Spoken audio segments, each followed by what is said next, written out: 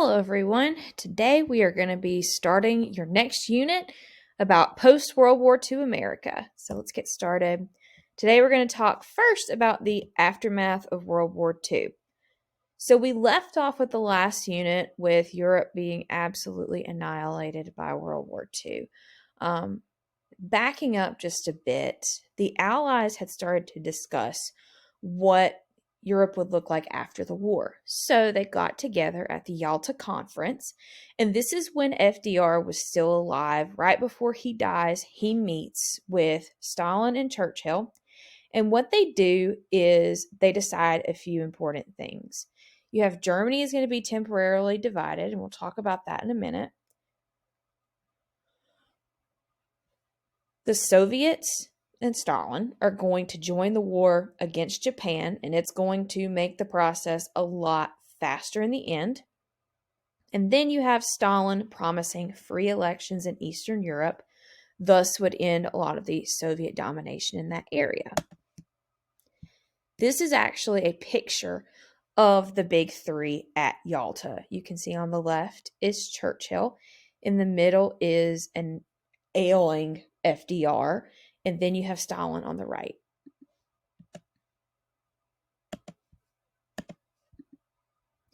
Now, here's some pictures of actually what these major centers ended up looking like after the war. This is actually Stalingrad after the huge battle there that we talked about being the turning point in Europe. This is also Stalingrad. You can see some soldiers going through there. So it had basically been bombed and blown to bits and leveled in a lot of areas. This had been a booming town before the Battle of Stalingrad.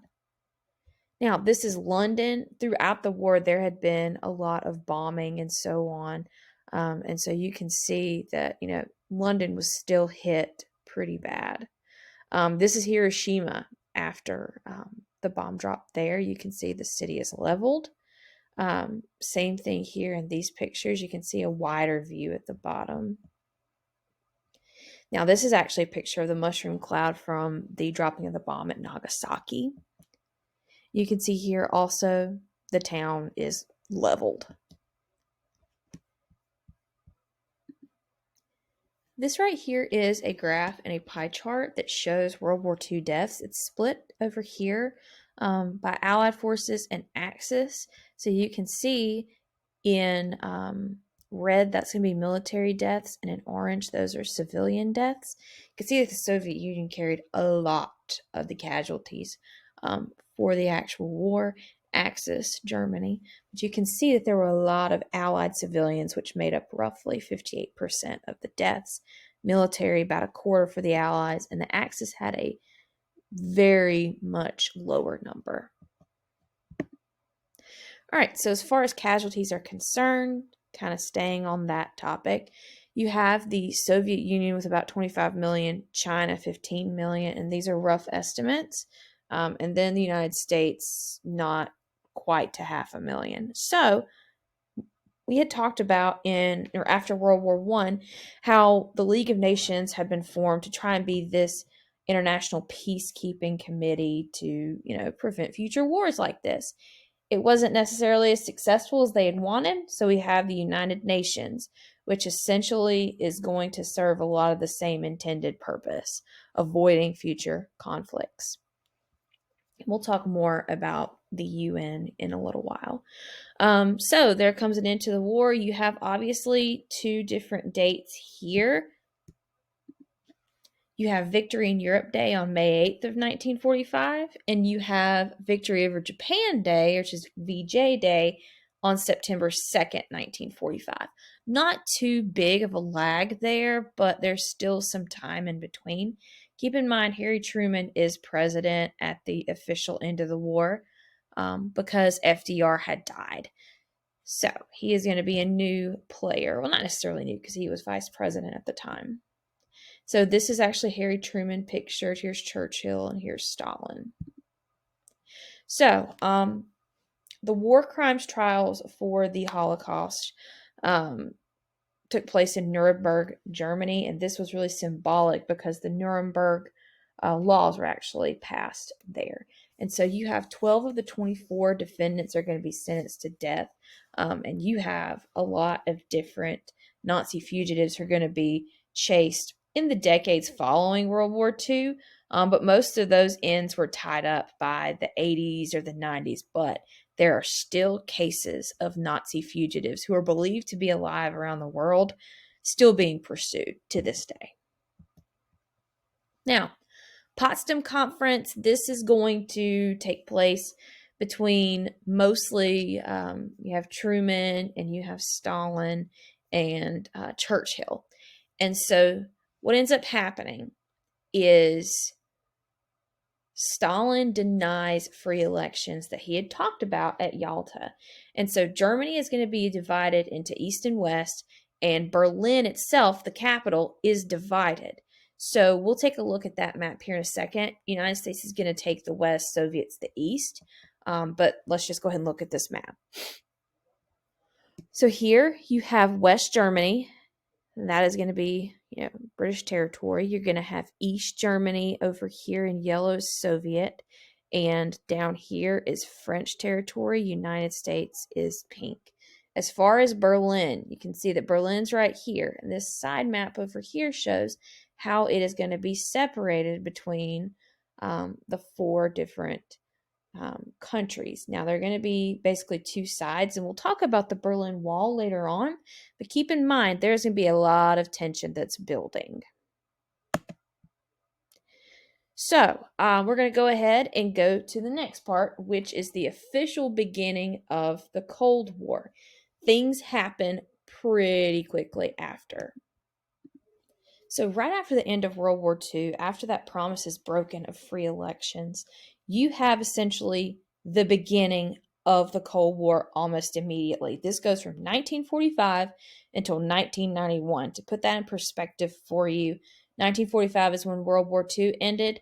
1991, I was 1 year old. So if that just lets you know how long this all went down.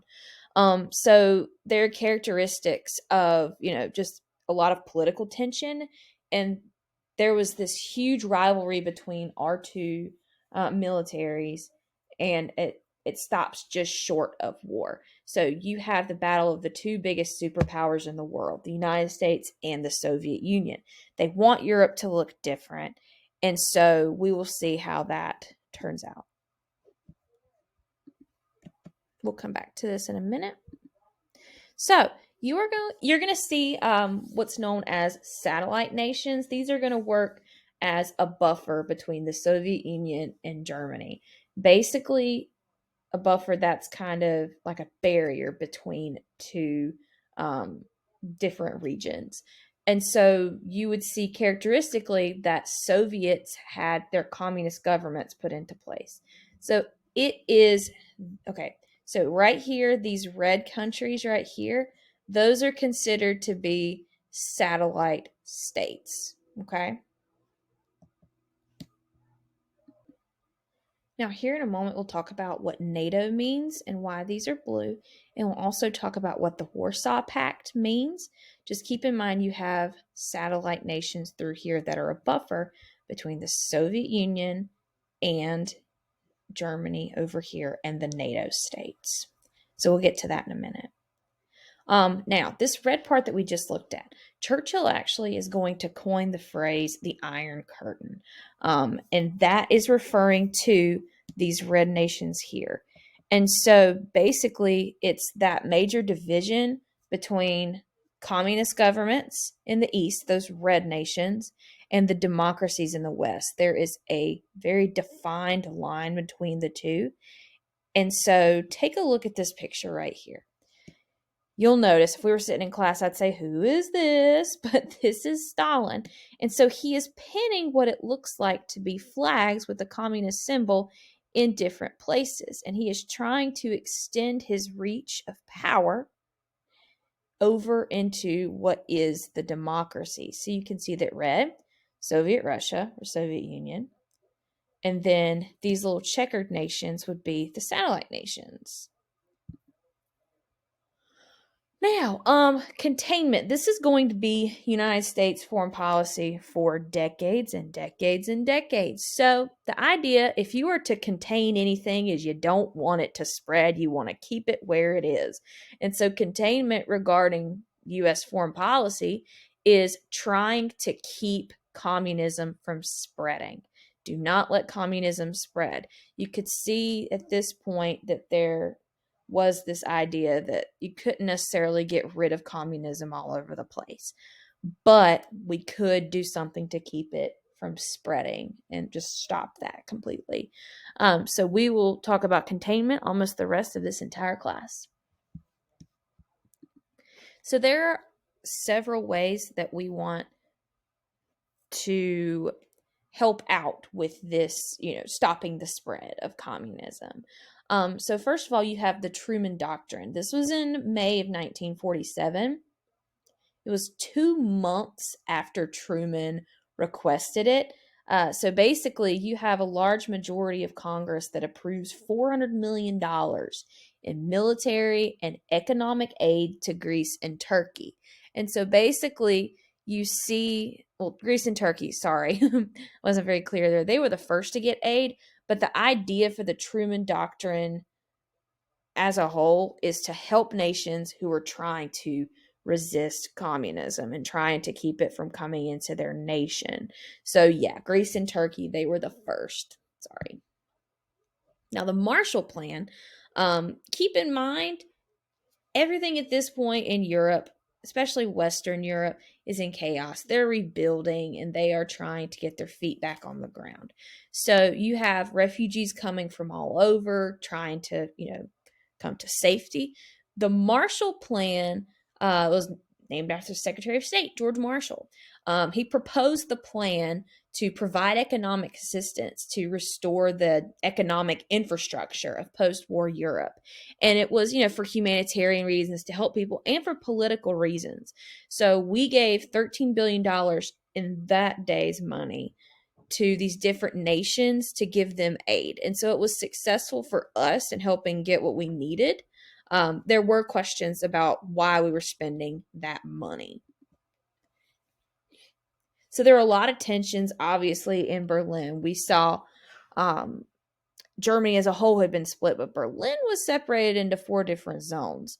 And so Stalin wanted to set up a blockade and try and force Americans out of the city, as you can see right here. Now, with Berlin being the capital and being located deep into the Soviet zone, this was a problem. So Russians wanted Berlin all for themselves. They closed all the highways, the railroads, and canals from Western occupied Germany into Western occupied Berlin. They thought that it would be impossible for the people who lived there to get food or any other supplies, and would eventually drive the British, the French, and the United States out of the city for good. So they were also really concerned about a unified West Berlin. And so what ends up happening is the United States decides to counter this with an airlift of supplies and foods by plane rather than back down and give up and so on. So over 327 days, take a look at this. There were 277,000 flights and 2.3 million tons of supplies that were delivered. So in the end, to keep it short, the Soviets lift the blockade, and this is a very early victory for us. And you can see here a plane going over Berlin. So at this point, we're going to see some definitive lines drawn as far as the Cold War is concerned. So now you have West Germany, an official new nation. So you have the United States and its allies form NATO, or the North Atlantic Treaty Organization. And I don't like this map as much. Let's go back to the other one. Sorry, guys. Here it is. So you have the North Atlantic Treaty Organization in blue. This is the strategic alliance between those democracies. And once this is announced, it's almost immediately that you see the Warsaw Pact formed, and this is in the red states. So it is heating up in this Cold War, and that's where we're going to leave off today.